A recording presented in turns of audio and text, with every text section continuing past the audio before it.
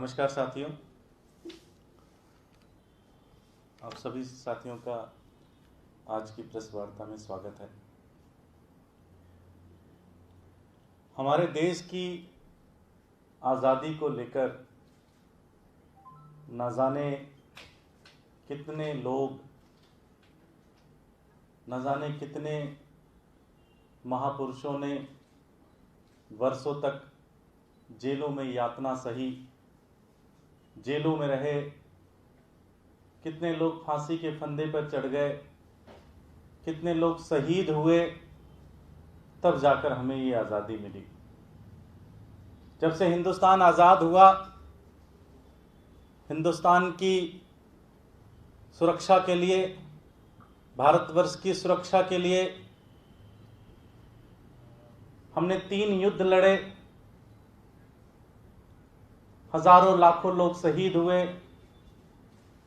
न जाने कितने बहनें विधवा हुई, न जाने कितने माओं ने अपने लाल खोए, तब जाकर हिंदुस्तान आज तक सुरक्षित है। हर दिन भारत की सुरक्षा के लिए बॉर्डर पर, सियाचिन पर, अरुणाचल प्रदेश में हमारे सैनिक गश्त लगाते हैं, कई बार शहीद भी होते हैं, लेकिन हर एक हिंदुस्तानी का एक मन में एक जज्बा है कि अपने देश की सुरक्षा होनी चाहिए। कभी भारत की सुरक्षा के उसकी मैप के साथ, उसकी मानचित्र के साथ कभी पाकिस्तान खिलवाड़ करता है तो कई बार चाइना खिलवाड़ करता है, लेकिन सैनिक डटे रहते हैं। सैनिक भारत की सुरक्षा के लिए अपना सब कुछ न्यौछावर करने को तैयार रहते हैं। चाहे वो पाकिस्तान हो, चाहे वो चाइना हो, उनकी एक मानसिकता बन गई है, उनकी एक घटिया मानसिकता बन गई है कि जब वो सैनिकों से बाज नहीं पाते, सैनिकों को कुछ नहीं कर पाते, तो भारत के मानचित्र के साथ खिलवाड़ करते हैं। कभी जम्मू कश्मीर को अपना पार्ट बना देते हैं, तो कभी अक्साई चीन को अपना पार्ट बना देते हैं, कभी अरुणाचल के ऊपर अपना क्लेम करने लग जाते हैं, क्योंकि वो हमारे सैनिकों से उनके लड़ने की क्षमता नहीं है, इसलिए वो हमारे मानचित्र के साथ खिलवाड़ करते हैं। आपने भी देखा होगा, मीडिया में स्टोरी आई होगी, पाकिस्तान की सरकार की वेबसाइट पर भी जाएं तो भारत के मानचित्र को बहुत गलत तरीके से दिखाते हैं। उसमें वो जम्मू कश्मीर के उस हिस्से को नहीं दिखाते जिसके लिए न जाने कितने लोग सैनिक हमारे शहीद हुए। आप चाइना के मैप को, चाइना सरकार जो मैप इशू करती है, अगर उसको आप देखें तो भी इसी तरह से वो छेड़छाड़ करते हैं हमारे पूरे के पूरे हिस्से के साथ। दुर्भाग्य ये है और बहुत ही अफसोस की बात यह है कि आज जो बरसों से पाकिस्तान और चाइना जो कोशिश कर रहे हैं, उसको भारतीय जनता पार्टी की एमसीडी ने उनकी कोशिश को सही करके दिखा दिया। एमसीडी के क्लास 4th की जो किताबें हैं, उस किताबों के अंदर जो मैप दिखाया गया है, साथ ही वो मैप वही है, वो मानचित्र वही है जो पाकिस्तान वर्षों से दिखाने की कोशिश कर रहा है। जो चाइना वर्षों से कोशिश कर रहा है उस मानचित्र को दिखाने की, वही मानचित्र भारतीय जनता पार्टी की एमसीडी ने अपने स्कूलों में बच्चों को पढ़ाने के लिए वो मानचित्र अप्रूव किया है। बहुत ही घिनौना काम किया भारतीय जनता पार्टी की एमसीडी ने। उनसे सड़कें साफ नहीं होती, वो कर्मचारियों को सैलरी नहीं दे पाते, ये फिर भी माफ किया जा सकता है, लेकिन भारत की अस्मिता के साथ खिलवाड़ करना, भारत के मानचित्र के साथ खिलवाड़ करना, ये तो बिल्कुल बर्दाश्त नहीं है, बिल्कुल बर्दाश्त के बाहर की बात है।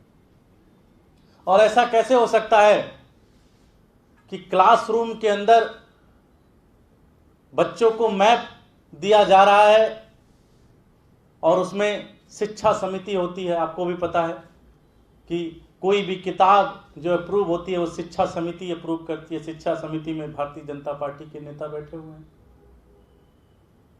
एमसीडी के अंदर मेयर होते हैं, स्टैंडिंग कमेटी के मेंबर होते हैं, पूरी की पूरी भारतीय जनता पार्टी की लीडरशिप वहां बैठी हुई है और अपने आप को देशभक्त का नाम देने वाले लोग देश के साथ गद्दारी कर रहे हैं, देश के साथ एक घिनौना काम कर रहे हैं।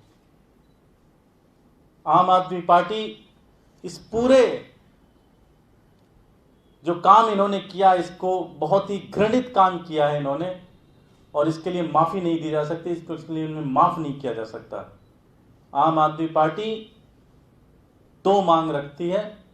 सबसे पहला मांग ये है कि ये जो नोटबुक है, जो ये किताब है, इसको तुरंत वापस लिया जाए, और साथ ही साथ बीजेपी की जितनी भी लीडरशिप और जो भी अधिकारी इसके अंदर सम्मिलित हैं, उनके ऊपर देशद्रोह का मुकदमा लगना चाहिए। ये उन सैनिकों के साथ अपमान है, वो शहीदों के साथ अपमान है। जो मां अपने बच्चे को खो देती है, उसके प्यार का, उसके समर्पण का अपमान है। जो बहन अपने पति को खो देती है, अपने भाई को खो देती है, ये उसका अपमान है, और हिंदुस्तान इस अपमान को नहीं सहेगा। सारे अधिकारी, सारे नेता जितने बीजेपी के इसमें सम्मिलित हैं, सबके खिलाफ देशद्रोह का मुकदमा होना चाहिए और इस किताब को तुरंत वापस लेना चाहिए। आम आदमी पार्टी ये मांग करती है। हमारे साथ नेता विपक्ष और स्टैंडिंग कमेटी के मेंबर हैं, मैं चाहूंगा वो भी अपनी बात रखें।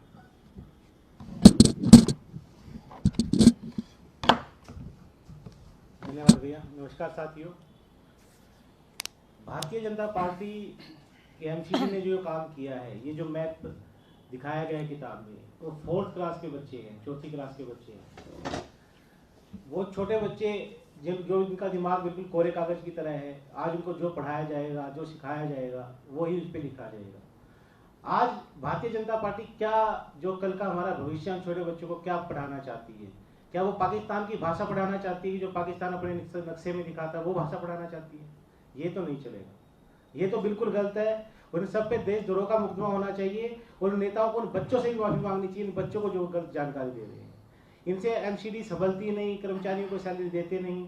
दिल्ली की जनता ने इनको जो भी जिम्मेदारी दी, किसी के प्रति ये गंभीर नहीं है। और ये जो आज इन्होंने किया है, इसके लिए तो इनको कभी माफ नहीं किया जा सकता। कि जो छोटे छोटे बच्चों के भविष्य से खिलवाड़ कर रहे हैं, बच्चों को पाकिस्तान की भाषा सिखा रहे हैं, इसके लिए इनको कभी माफ नहीं किया जा सकता। अजय शर्मा जी। नमस्कार साथियों, मैं तो इतना ही कहना चाहूंगा, जो भारत माँ, जिसे हम माँ का दर्जा देते हैं, आज हमारी माँ के साथ छेड़छाड़ करी है। हमारी माँ की इज्जत पे सवाल उठाए हैं इन लोगों ने।